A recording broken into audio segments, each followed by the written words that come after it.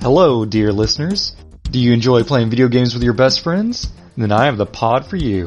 I'm Philip, host of the Gaming Together, a cooperative podcast. Each week, my co-host Nave and I break down a cooperative experience in gaming, and we are always looking for new co-op partners to join us. So come play with us on the Gaming Together podcast. So I'm standing over this toilet taking a piss and I'm playing my Pokemon and I dropped it in the toilet. I remember the Game Boy just tumbling into water. And I remember screaming for my mom, trying to get this Game Boy. Wait, how old were you? And she yelled at me. Oh my god. Like, traumatized. I was like, no, my Pokemon. That's Gaming Together, a cooperative podcast. Come on down, co-op partners. Hello, everyone, and welcome to the ItJustWorksPodcast. I am your host, Ryan, and today I am starting this new series where it's kind of looking back at some of the best games I believe that came out this past generation, as we are currently about to head into a new one. And today we are starting with MonsterHunterWorld, my personal favorite. If you haven't played this game yet, then please listen to the episode. I think you're in for a real treat, especially if you've already played it. Everyone wins. So let's just get into it. Cue that intro.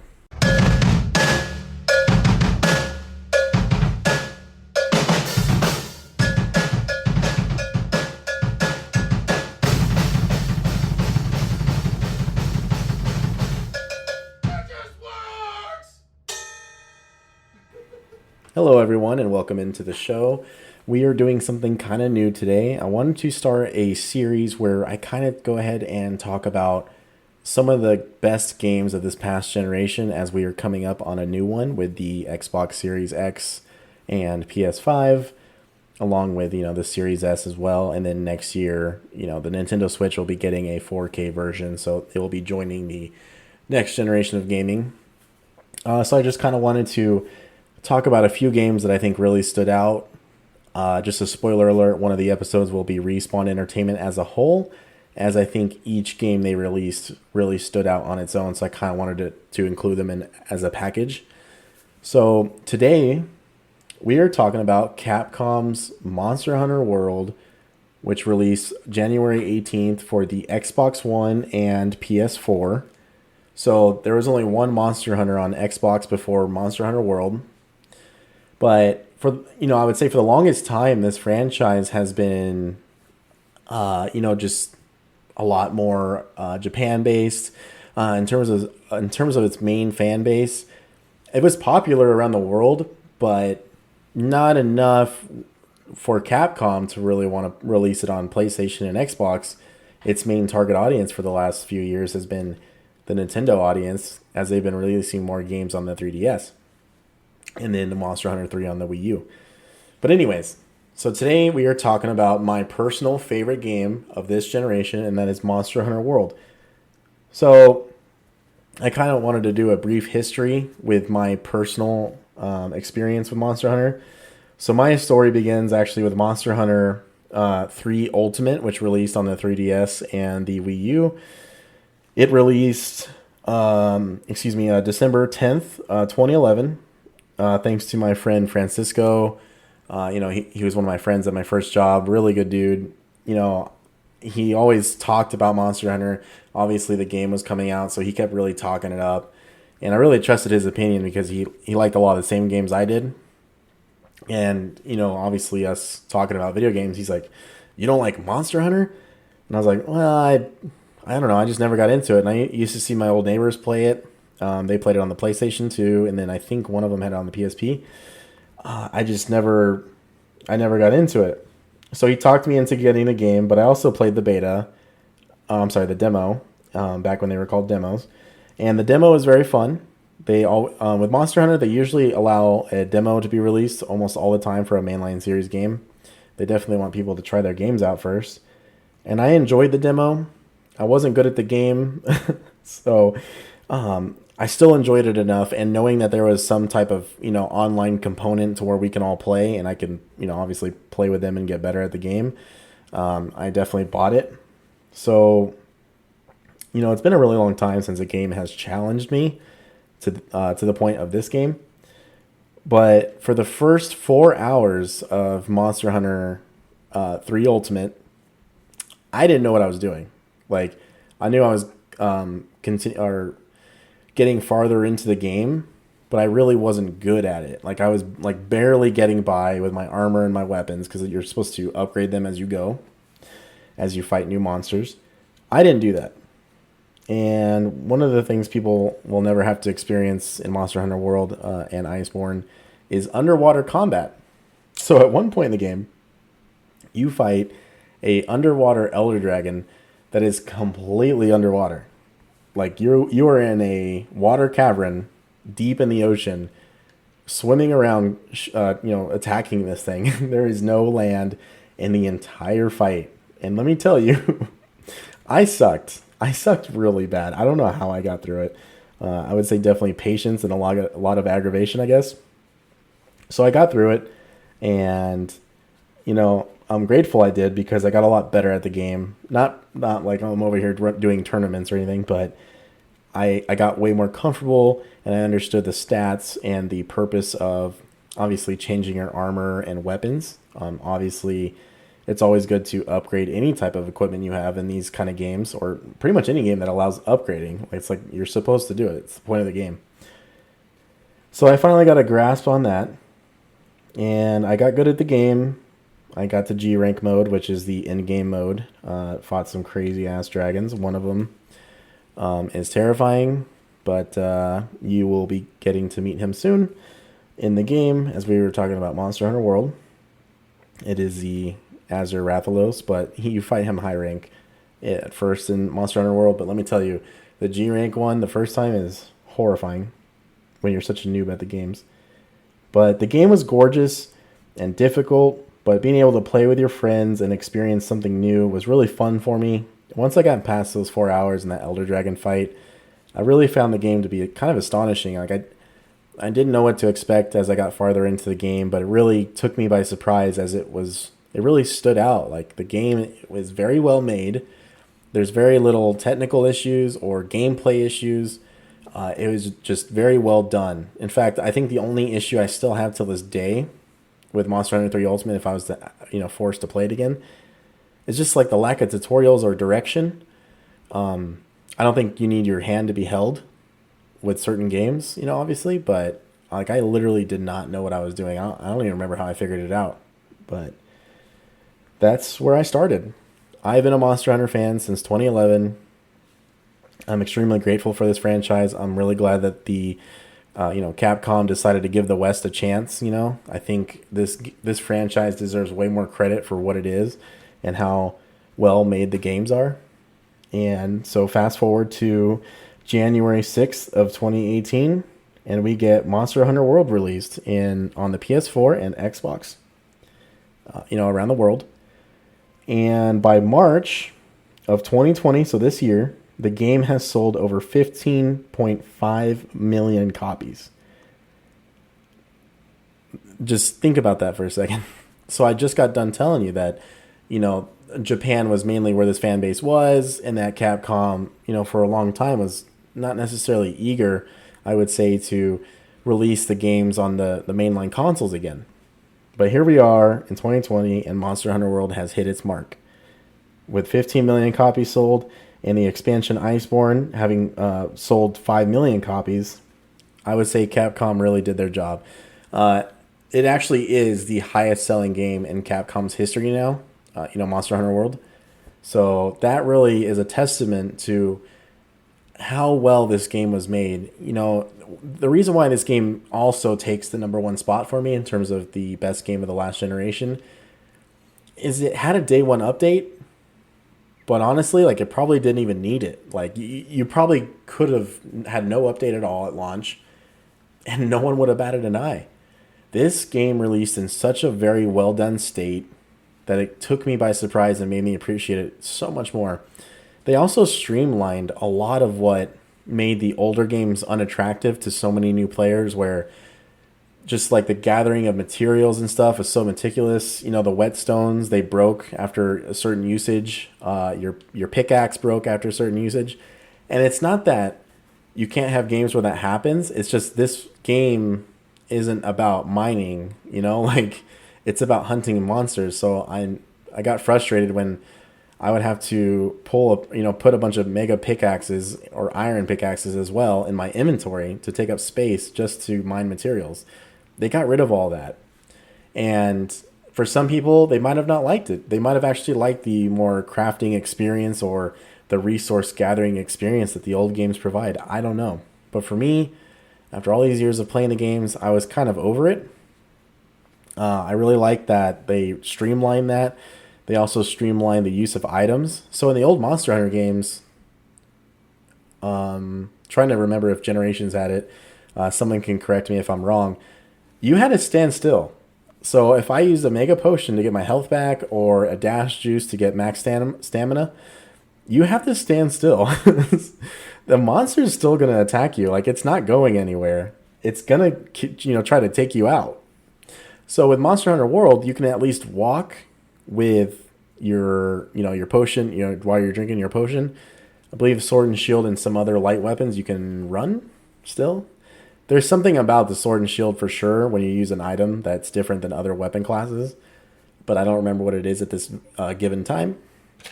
So yeah, Monster Hunter World came out, and honestly, it took the world by surprise, though. Not to just keep saying world, but it got very great reviews.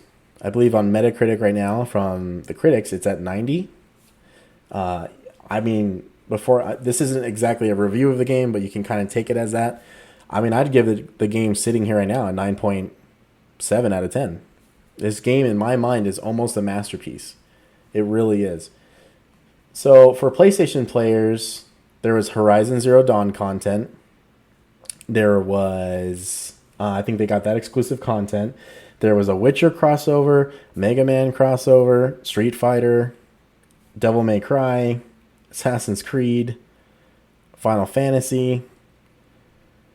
I think that's everything. But so you get to literally have a costume where you just dress up as Geralt from The Witcher, Ciri from The Witcher, the main character from Assassin's Creed Origins. You can dress up as him, or Dante from Devil May Cry, or even Ryu and some other girl that I'm drawing a blank of from Street Fighter.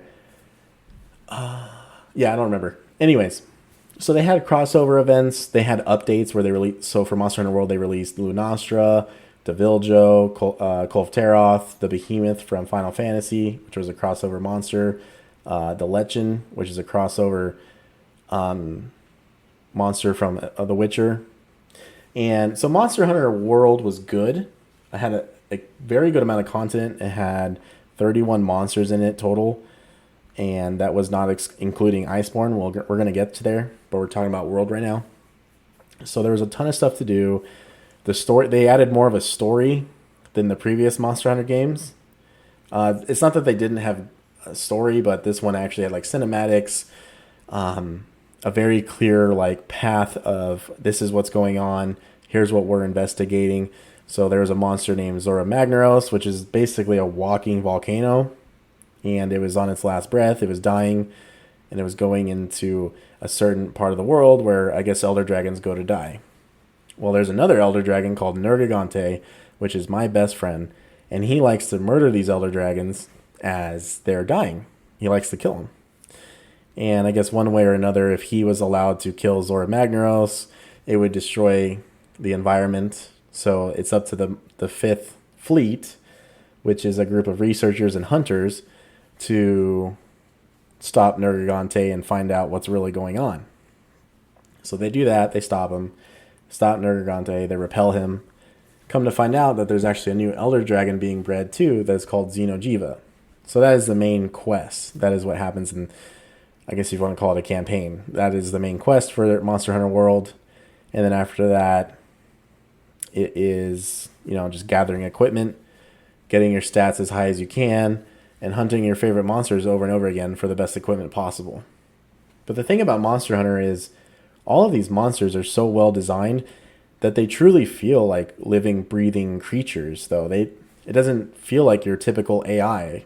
You have to literally study these monsters and get used to their movesets or their behavior. You can't just run in there and hope for the best. If you have higher level equipment, I guess you can. But as somebody who's new to the game, you're not going to be able to do that. I mean, I haven't seen it from a lot of people. And Monster Hunter World brought a ton of new players to this franchise. You really have to study the environment, know your surroundings, and study the monsters. And I think that's crazy in and of itself, though. Like, what other games do that so well, where you have to study the enemy to know exactly when to strike, to dodge, to parry? I mean, to these massive creatures. I mean, I realize as I'm talking that, you got Bloodborne, Dark Souls, Surge, Shadow of Colossus, amazing game. There's games out there as well, I guess, like Monster Hunter. And I'm not saying that Monster Hunter is a Souls-like. I'm not one of those people. Those games do it really well, too. But in terms of pure, like, animals and hunting them, I just think this game takes it to a level that no other franchise has before. And obviously with Monster Hunter World, they also got rid of, in the old games, when you'd walk into an area, you'd have to load into the next one. Obviously, that's because of the power of the console. It was just on a 3DS. But that's also how they designed the game from the beginning, even on the PS2. So they had their hardware limitations, I'm assuming, which is understandable. The game's very big, and, the franchise started at a very early age of gaming. So with Monster Hunter World, they got rid of that. You can literally just have an open area and you just keep going and going and going. There's no loading in between the areas unless you're going back to the base, the research base, unless you finish the quest, your typical loading screens that make sense. But once you're in the environment, the locale, that's it. There's no more loading. So it's very cool what they've done. The creatures are very unique.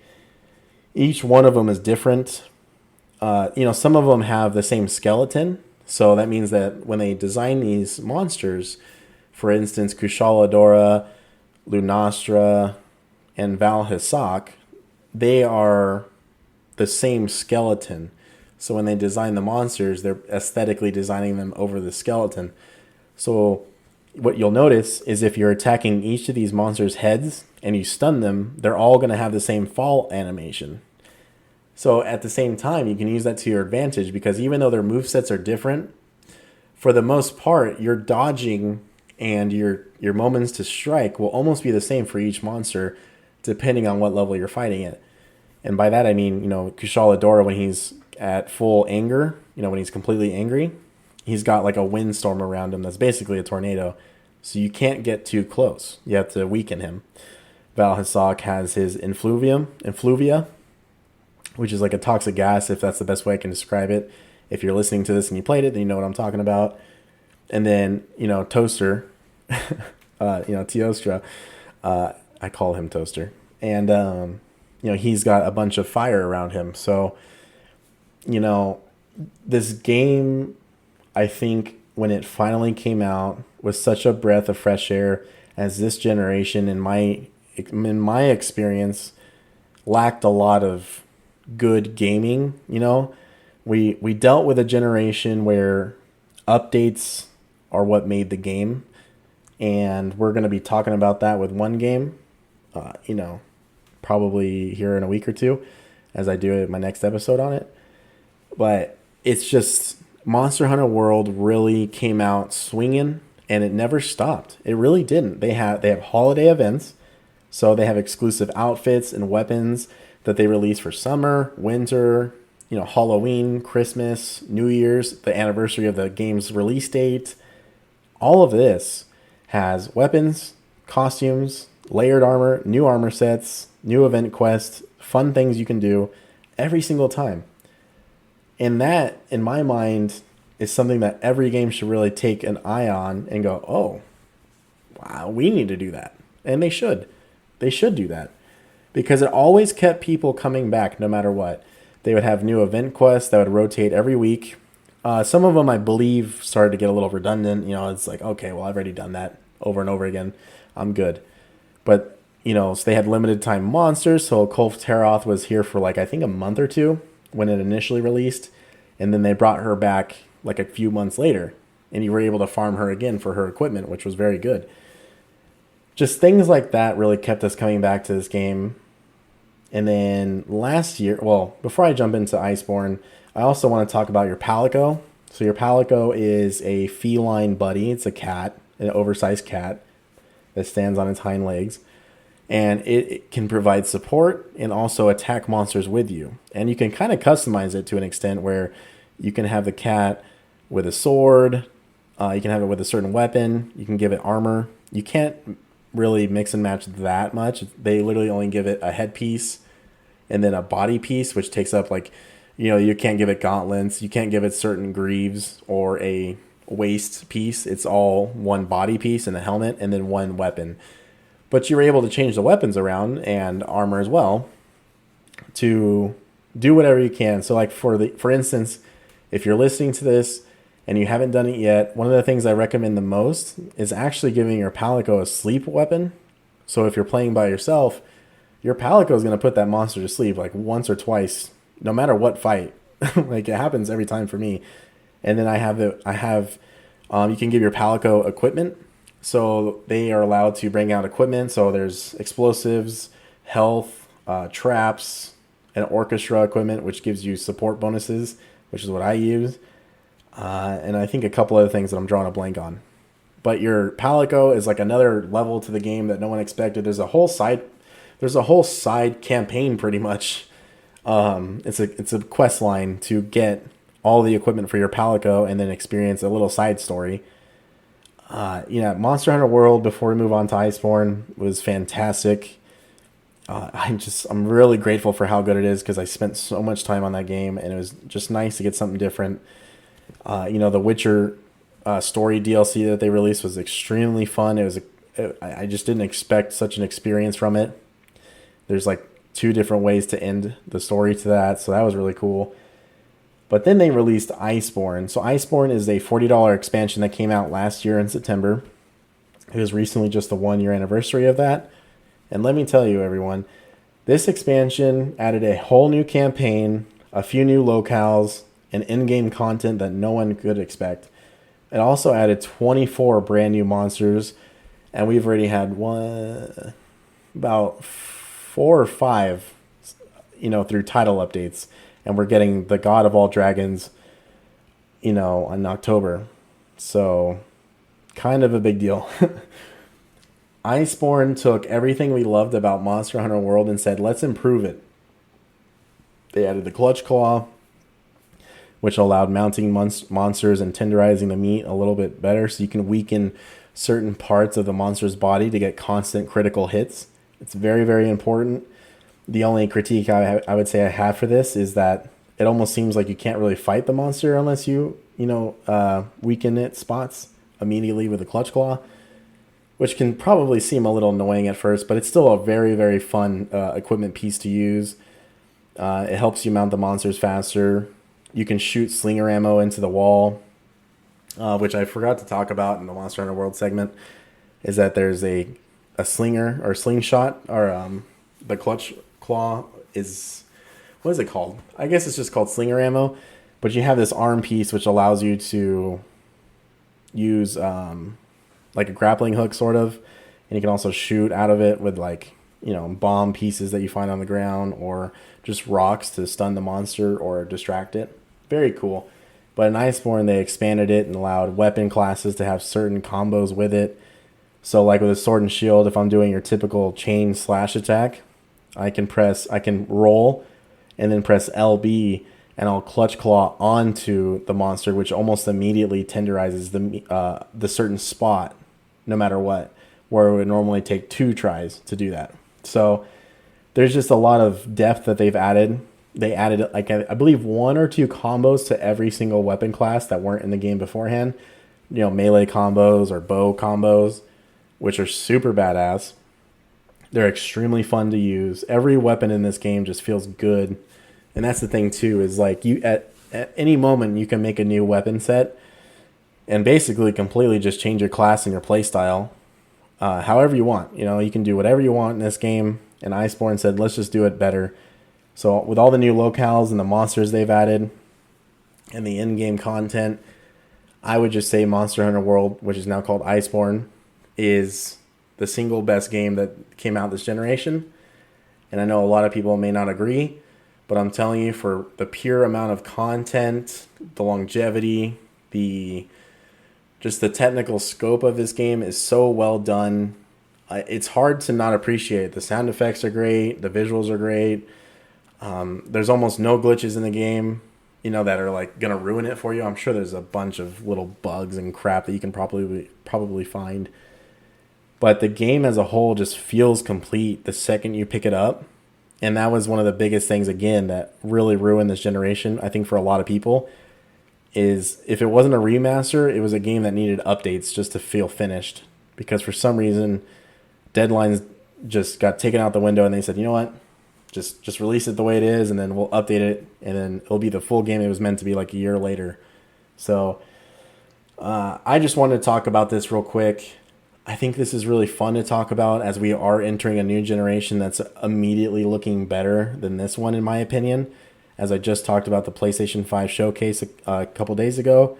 And then also Xbox. They're definitely not hitting the mark like I wish they would, because I'm such a huge Xbox fan. Just everything about Xbox means the world to me. We have a lot of work to do, but you know what? Sony looks good. Nintendo looks good. We need Xbox to look good too, and I really think that's going to happen. So I'm so excited for the future of gaming.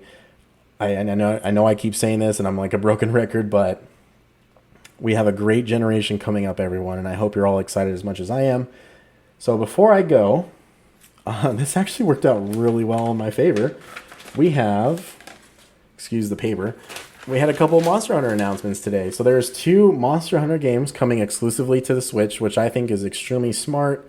We need to keep the Nintendo fan base happy, as the console at this given time can unfortunately not run Monster Hunter World. I just think the Switch can't handle it, the type of game that it is. So what better way to make up to all of the amazing Monster Hunter fans out there that are on Nintendo devices by releasing Monster Hunter Rise. It was just announced today. It will be coming out March 26, 2021, and is exclusive to the Switch, as I said. So it's going to be adding free roam, just like Monster Hunter World did. So there's no more loading screens once you're in the locale. Once you're on the hunt or you're doing an expedition, that's it. There's no more loading. So it's very, very good. It brings new life into your hunts with 4-player co-op coming back as well, which is just fantastic. You can use a wire bug to get around. So it looks like they combined pretty much everything from Monster Hunter World that was new into one item. It's called the wire bug. So it's kind of like your scout flies and the clutch claw all put together. But my God, if you see the trailer, it looks amazing. You're literally like scaling mountains and running around like Spider-Man. But they've also added attacks with this wire bug. So you can do like some really crazy sword and shield attack that they show in the trailer. You basically come down like a tornado on the monster. It's really cool. Definitely just had to check out the trailer. I don't want to ruin it by not being able to describe it very well. But this game looks amazing. So there's 4 new monsters announced so far. So we have a new flagship monster. It's a fanged wyvern that looks terrifying. I don't know much about it. We have a couple new bird wyverns. One attacks in groups of 3. So there's 2 younger ones with it that are juveniles, I'm assuming. And they try to attack you in pairs or plan their attacks differently. One of them looks like a giant rooster as well. But these monsters look cool. I'm not talking them down. And then another one is an amphibian monster, which looks like a hippopotamus mixed with a frog. I don't know what's going on, but the monster's face itself looks very sick. I'm excited for that fight. They're also introducing the Palamute. So as you heard me say earlier, Palicos are your feline buddies that are there to support you and basically your team members on a hunt. Well, now, for the first time in Monster Hunter's in the franchise, they are adding wolves. Or dogs, whatever you want to call them.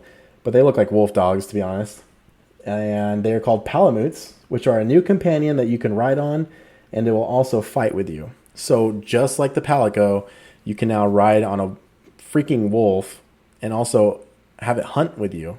And I was so blown away in the trailer. So they basically took the Hunter Rider ability from Monster Hunter World and expanded on it and turned it into a full-fledged you're riding on this companion, and you can control where you go, because in Monster Hunter World, it just followed the tracks or the destination that you actually pressed on the map. It wasn't really that cool, to be honest, but better than nothing, right? So they are expanding on so much that Monster Hunter World did, and I feel like Monster Hunter Rise is going to be a huge test to see what kind of features that they want to implement for World 2, or whatever the next mainland Monster Hunter is called. So I'm pretty excited to see what's going on.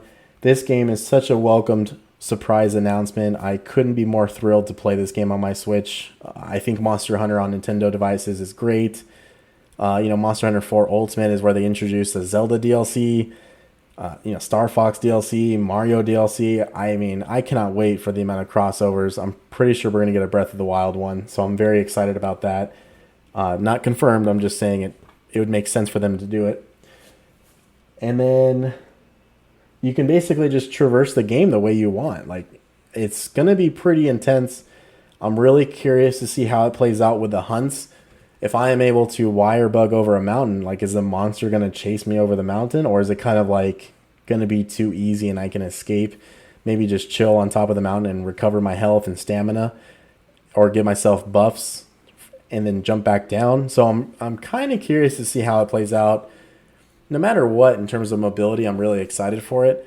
But one of the things Monster Hunter World did was streamline the franchise, as I previously said. And I'm not dogging on Capcom at all, but it did technically make the games a lot easier, in my opinion, until Elatreon came out and killed us all. I think this kind of mobility might make the games easier. So I'm really curious to see how they balance that with the monsters and your overall fight and the difficulty of it. So I'm not saying it's going to be bad. I'm just saying I'm really excited to see how they handle it. So one of the other games that was announced today is Monster Hunter Stories 2, which will be coming out in summer of 2021, and will have some compatibility features with Monster Hunter Rise. And this game is more of a story-driven RPG, a very story-driven campaign rather than just straight hunts. And it takes place in some other part of the world, and a young boy meets a wyvern girl that has a Rathalos egg, and she hands it to him. Come to find out, the boy you play as, or I think a girl, I think you can choose between them, is the descendant of a legendary hunter-tamer named Red. So I don't know if they were kind of like poking fun at Pokemon with that by choosing the name Red. But anyways, you are his descendant, and you basically get your kinstone, which is what allows you to form a kinship with the monsters, and you get a Rathalos egg, and that's where the game starts. And apparently Rathalos are leaving their natural habitat due to unknown reasons, and it is your mission to find out why, and along the way, obviously, create a kinship with other monsters that are from previous games. So this game is kind of like a turn-based RPG. The best way I can describe it, and I mean this in a good way, is imagine a more open world and better developed Pokemon game. Because even though I didn't beat it, Monster Hunter Stories 1 is very good. You can actually play it on the phone if they didn't delete it off the App Store. It's also available for the 3DS and had a ton of exclusive content on that as well. All free, by the way. I'm sorry, before I stop with Monster Hunter World, I did not say this. All of the DLC released after Monster Hunter World is completely free. Iceborne, the expansion you had to pay for, but every Iceborne update was free as well. So, real quick, that matters a lot. But a lot of people did that this generation, so I'm not going to completely just freak out over it. But yeah, Monster Hunter Stories 2 looks to really take up the mantle from where the first one did and say, let's, just like Iceborne, let's improve everything about it and make it look a lot better, because right now the cinematics look amazing. I'm really excited to see this story unfold and see what they do with it. I know the gameplay is going to be great because the first game was, and it's a, like I said, turn-based RPG. I don't know how different you can make the gameplay. I'm excited to see how they innovate it. And yeah, so that is a new generation looking back series.